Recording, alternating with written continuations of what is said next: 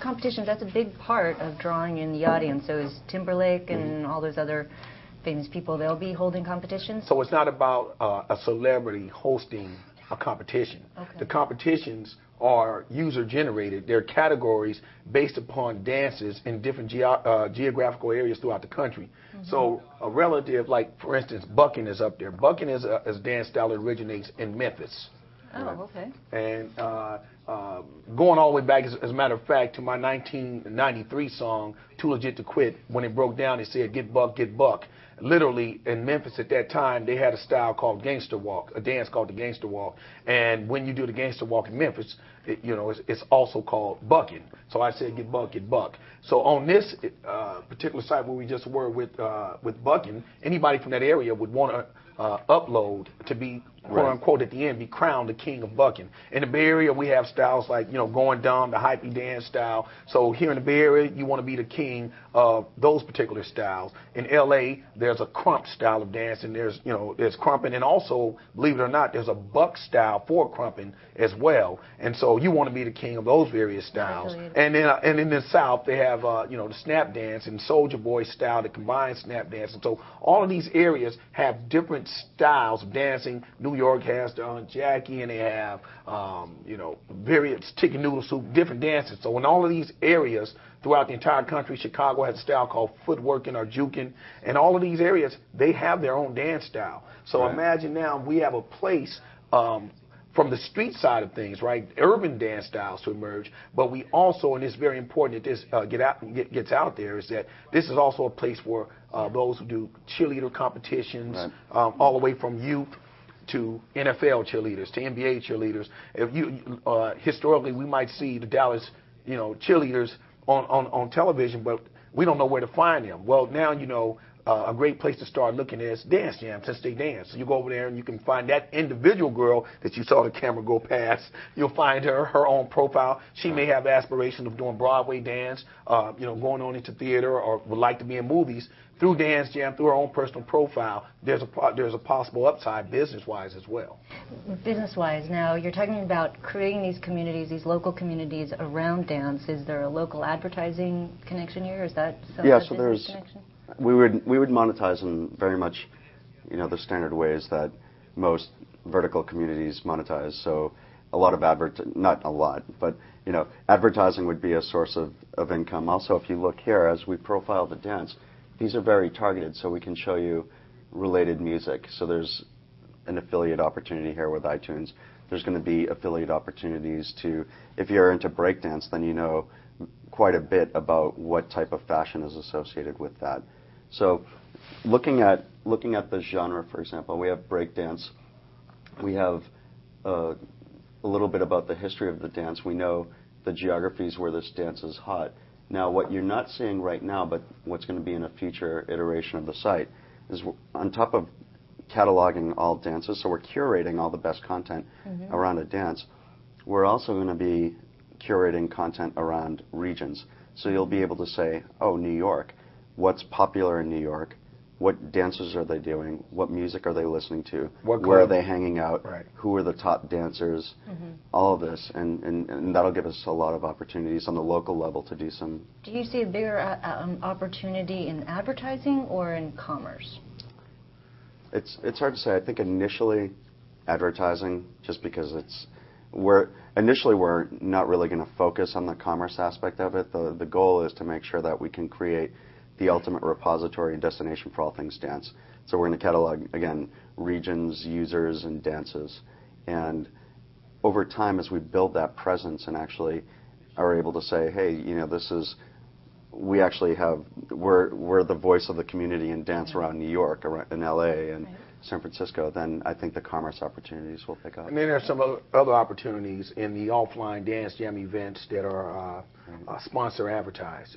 Theoretically speaking, we could have had a Super Bowl event that's going to happen 12 months from now, and we can have, in conjunction with a sponsor, a contest that is hosted by Dance Jam that starts 12 months out, and every can you get is a number that you go to, that you enter into this particular contest, and it will all culminate at the site of the Super Bowl in the upcoming year. So now there's a payoff for these dancers. They end up at the big Dance Jam event. The local events that happen that get you to the championship can also be featured at Dance Jam. So we are actually generating our own premium content at that point, and it all culminates at another premium content generating event at the site of the Super Bowl, the site of the NBA All-Star Game, the site of you name it. So big events can happen offline that actually continue to drive the brand and create an awareness of Dance Jam throughout the year from the offline events. So if you look out 18 months, what drives the revenue, the offline sponsorship events or the online advertising? Well, it's going to be a mixture of both. So it would be, not to mention commerce opportunities around specific genres or users. So with ABC and Fox having their own shows around dance, having a significant audience base, what is your defensible position if they decide that they're going to turn on a social network and start having their audience base connect and network? They're already doing so to some extent. Yeah, I think ultimately we will be partnering with any number of media companies. So I imagine that some other media, linear television channels will try to get into the social networking side of things, and likewise we'll try to partner with any number of media companies in linear programming, or radio, whatever. As far as our defensibility, I think that, again, choosing the right partners and having an end-to-end solution is going to be the most defensible strategy, and certainly there's been a lot of interest on both sides to actually do those partnerships. The other thing, too, is what I think is really going to be valuable with our site is over time, again, we are curating our content. So it's not just about the here and now, but this breakdance site has activity going on now. We're hoping 18 months from now, the description is a lot more refined, the top dancers are a lot more engaged, but we also hope that there's going to be a lot of great instructional content too. So again, if you're constantly adding to the corpus of knowledge around any particular dance style, then people will always want to come to Dance Jam. If they want to go back and say, what was breakdancing like in the 80s, they can go back and find old videos from the 80s and compare and contrast. If they want to know what the history of krump dancing was and how it stemmed out of some gang affiliations in LA and became a very physical, self-expressive form of dance, they can learn that at Dance Jam and then have an opportunity to become a star by showing off their stuff on ABC or NBC. I think that ultimately, in our response again to the defensibility of our position, is that first to market always has its advantages, and in this particular case, first to market in an end-to-end solution with a user interface like we have, and the other components that we bring to the table gives us a huge advantage. There are others that came after MySpace, but they're still not MySpace. People turned on the switch after they saw MySpace, and their communities actually went away. There have been other attempts to become the new YouTube, and they've all gone by the wayside. So, defending your position, there can be others that start similar plays, but actually getting in there and getting the traction in the users, that's a different ball game. So, but clearly the major networks they have distribution, they have traffic. If you think about a partnership, how do you think a partnership like that should work out? There's essentially, in our opinion, no such thing as a good deal unless it's a good deal for both sides, right? And so our goal long term is to create, again, the ultimate social media destination around all things dance. So to the extent that we can continue to drive traffic, drive users, curate content, and make sure that 18 months from now, the site has that much more content and activity around it. Whatever a partner would want, quite frankly, as long as it doesn't detract from that, we're happy to do it. So if MTV, for example, or NBC, you name it, and they have a dance show, we might envision a scenario where they can source a lot of the original talent off of the site. Saves them from having to go from city to city and hold these big produced events and film dancers and judge it. do it on the site. We can give you a little spot on the site where dancers can come. They can compete across multiple genres of dance, and the best will rise to the top, all community voted, and that can source talent for a show. That's one example. If they're not doing a television show, but you're a brand marketer that maybe has a new beverage, an energy drink that is associated with club dancing, who knows? You could also sponsor a particular genre of dance. So it doesn't have to be the full, we're going to do a television show or we're going to do a movie, but I have this product that I think would really appeal to your users. Right. And so we might have a breakdance competition that is sponsored by any number of folks. So beyond partnering, say, with a big distribution partner like a media company, what are your three, as you go to market and try to build out your community, give us your top 3 marketing campaigns that's going to get you out there and drive an audience? So one of the first things that we're doing is there's going to be 2 stages to our launch, and the first thing is what we're calling kind of a seeding launch. We want to give some of the earliest, most excited folks an opportunity to jump on a Dance Jam early, grab their profiles, and really have an opportunity to state their position on a particular dance. So second. Go ahead. So you do third. Now, secondly, we're actually going in different markets and getting our own premium content. So we literally have already begun that process, and we're going to multiple cities and actually filmed dancers doing particular styles representing their geographical area, and that's another way that we're going to seed the site. Right. So from that, the first one was seeding. So people will just have an opportunity to participate in competitions. The second, like Hammer said, would be to have people actually get some of the core editorial content, because we are a mix of both user-generated content as well as premium content. And who's making the premium content? Mostly you right now, or who's? Well, we actually do it together, and our production crew.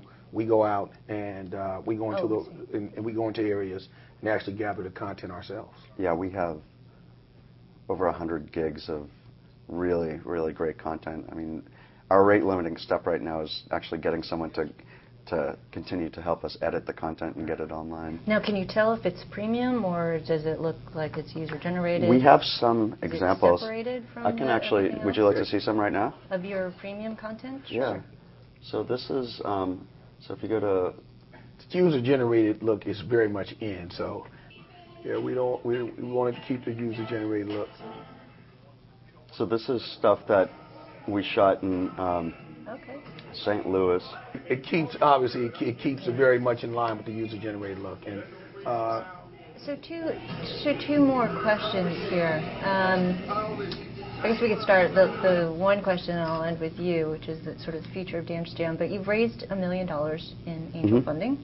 How long does that take you, and when do you start? I think you talked about closing another round soon. So what are you raising, a Series A, and are you raising $5 million, or can you get to break even with $1 million more? Right. So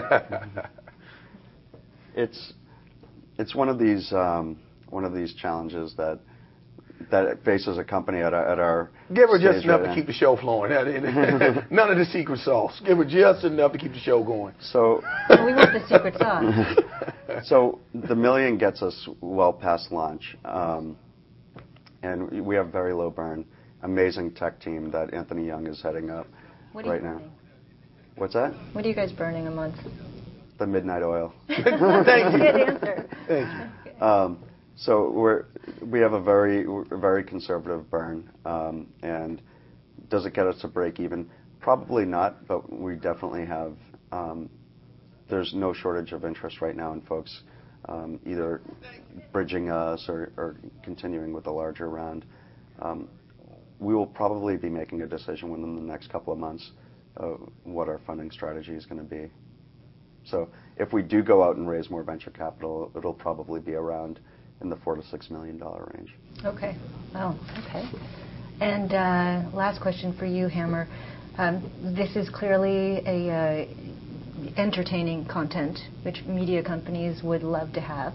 and they need traditional media companies. Do you see Dance Jam as being part of a big media company in the future? Well, absolutely. It fits comfortably into any current media company out there. If you look at all of them, they have a whole unit that's dedicated to all things digital. And as a matter of fact, we've met with a lot of the CEOs of or the heads of digital for the respective top media companies in the country right now, and everybody sees how easily Dance Jam integrates with their overall strategy going forward. And it's just the first step. I mean, for me, one of the reasons why I was so excited about building Dance Jam is that from the music industry standpoint, with the music industry going into a transition period, there's a huge opportunity to create new vehicles that give artists and record companies a better way of monetizing their content going forward. And Dance Jam is the first step in what I think there are 3 models out there that combine together that actually create the new music business. And so I'm very excited about it. Okay, well, we're very excited for you too. Congratulations on the launch. Congratulations going forward. And I didn't ask you to dance, but we'll be watching some of your dance moves on Dance Jam. We'll be watching yours. Well, yeah. Don't hold your breath, or it may surprise you. Thank you so much for stopping by and sharing the Dance Jam story. Thank you. I've been speaking with Geoffrey Arone and Hammer, and we've been talking about Dance Jam. I'm Bambi Francisco.